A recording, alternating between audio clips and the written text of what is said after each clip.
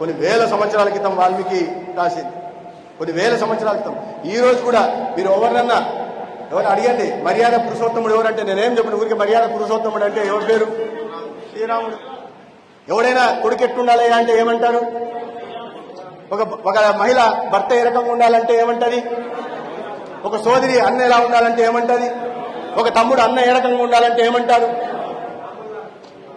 ఏదైనా శ్రీరామ్ నమ్మకం అది. ఆ నమ్మకాన్ని ప్రశ్నించారు. అటువంటి చోట శ్రీరామనవ మందిరాన్ని ఏం వచ్చినా సరే అప్పుడు అన్నారు. దానికి ముందు అనేవాళ్ళు మనం శ్రీరామ మందిరం కడతామంటే మందిర్ బనాయేంగే తారీఖ్ నహీ బతాయేంగే అంటే మందిరం నిర్మిస్తాం కానీ బీజేపీ వాళ్ళు డేట్ చెప్పరు అనేవాళ్ళు. మేము చెప్పాం డేట్ చెప్తాం రా బాబు, మాకు అధికారం రాని చెప్తామని. అయిపోయింది. అధికారం వచ్చిన తర్వాత న్యాయ వివాదాలు ఇవన్నీ జరగని పని అనుకున్నారు. అయిపోయింది. దివ్య మందిరం పోయి అక్కడ ప్రాణ ప్రతిష్ఠ చేసి మందిర్ బి బనాయేంగే దికాయేంగే అని చెప్పి ఇవాళ ప్రజలకు అందరూ చెప్పారు.